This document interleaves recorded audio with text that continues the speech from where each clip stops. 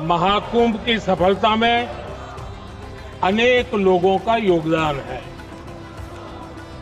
मैं सरकार के, समाज के सभी कर्मयोगियों का अभिनंदन करता हूं। मैं देश भर के श्रद्धालुओं को, यूपी की जनता, विशेष तौर पर प्रयागराज की जनता का धन्यवाद करता हूं। प्रधानमंत्री नरेंद्र मोदी ने मंगलवार को लोकसभा को संबोधित करते हुए प्रयागराज में महाकुंभ के सफल आयोजन के लिए उत्तर प्रदेश और खासतौर से प्रयागराज के लोगों को धन्यवाद दिया। पीएम मोदी ने कहा कि यूपी खासतौर से प्रयागराज की जनता का विशेष धन्यवाद। आप लोगों के सहयोग से महाकुंभ सफल हुआ। दुनिया को महाकुंभ ने विराट स्वरूप दिखाया। पीएम मोदी ने कहा कि महाकुंभ की सफलता में अनेक लोगों का योगदान रहा है। महाकुंभ सिर्फ एक आयोजन नहीं, ये जनता जनार्दन के संकल्पों और श्रद्धा की प्रेरणा है। जैसे गंगा को लाने के लिए भागीरथी प्रयास लगे, वैसे ही महाकुंभ भी सबके प्रयासों का प्रतीक है।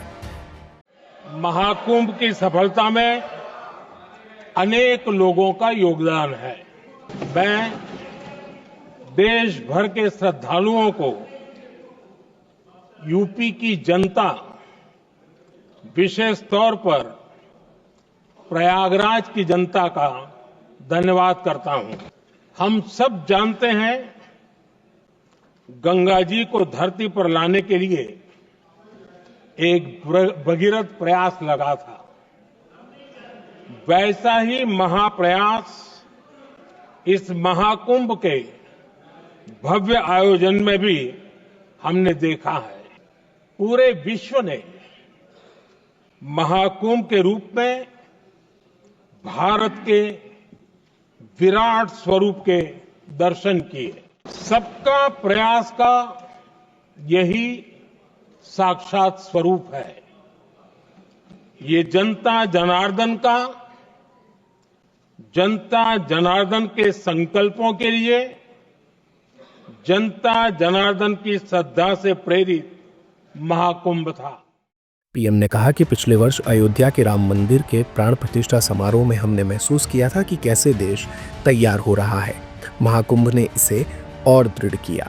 उन्होंने कहा कि प्रयागराज महाकुंभ एक ऐसा अहम पड़ाव है जिसमें जागरूक होते देश का प्रतिबिंब नजर आता है। भारत में महाकुंभ का उत्साह दिखा। सुविधा और असुविधा की चिंता से ऊपर उठते हुए कोटि कोटि श्रद्धालु जुटे। ये हमारी ताकत है।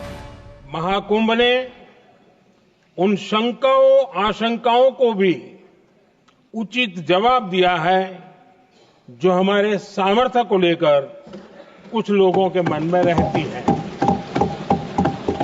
अध्यक्ष जी, पिछले वर्ष अयोध्या के राम मंदिर प्राण प्रतिष्ठा समारोह में हम सभी ने ये महसूस किया था कि कैसे देश अगले 1000 वर्षों के लिए तैयार हो रहा है। इसके ठीक 1 साल बाद महाकुंभ के इस आयोजन ने हम सभी के इस विचार को और दृढ़ किया है। देश की ये सामूहिक चेतना देश का सामर्थ्य बताती है। जब महाकुंभ के पवित्र जल को मॉरिशस के गंगा तालाब में अर्पित किया गया तो श्रद्धा और उत्सव का माहौल देखने लायक था। पीएम मोदी ने कहा कि महाकुंभ से अनेक अमृत निकले हैं। एकता का अमृत इसका बहुत पवित्र प्रसाद है। महाकुंभ ऐसा आयोजन रहा जिसमें देश के हर क्षेत्र से, हर कोने से लोग आए, एक हो गए, अहम त्याग कर वयम के भाव से प्रयागराज में जुटे। बीते हफ्ते मैं मॉरिशस में था। मैं त्रिवेणी से, प्रयागराज से महाकुंभ के समय का पावन जल लेकर गया था।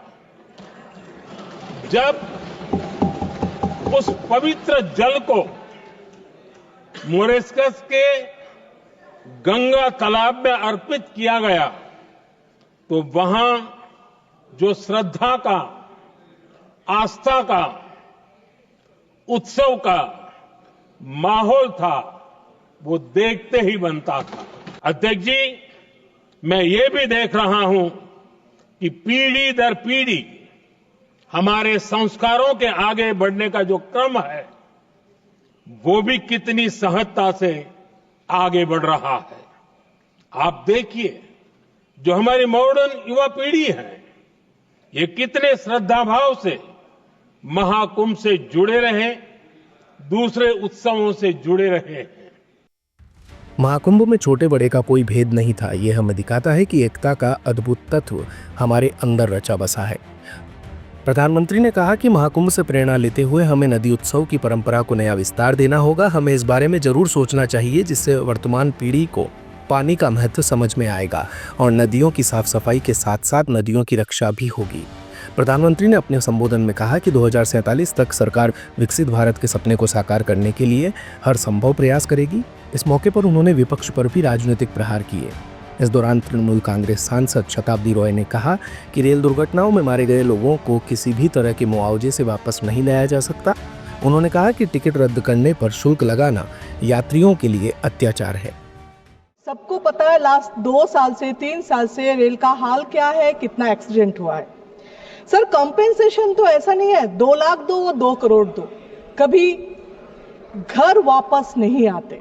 कंपेंसेशन कभी बेटा को वापस नहीं लाते, कंपेंसेशन कभी बाप को वापस नहीं लाते, कंपेंसेशन कभी माँ का प्यार वापस नहीं लाते। वेटिंग लिस्ट में सर मुझे पता नहीं चलते, अगर ट्रेन का टिकट सपोज 200 है, 200 के बाद और भी 200 वेटिंग लिस्ट दे रहे, इसका मतलब अगर एक कैंसिल करे तो सेकेंड उसको उस पर चढ़ जाएंगे। आपका रेल का कोई लॉस नहीं हो रहे, फिर भी आप कैंसिल करने के लिए 20 रुपीज प्लस जीएसटी ले रहे हो, लास्ट मोमेंट में कैंसिल करने से 60 प्लस जीएसटी ले रहे हो।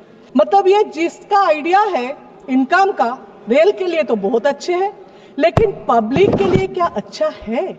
जो ट्रेन में लास्ट मोमेंट तक जिसको टिकट नहीं मिलते हैं वो टिकट कैंसिल कराते, कैंसिलेशन में लोगों के ऊपर टॉर्चर हो रहा है। दिन भर की सारी अपडेट्स के लिए सब्सक्राइब करें भारत कवरेज को और हाँ, बेल आइकन दबाना ना भूलें ताकि आप रहे अपडेटेड हमेशा।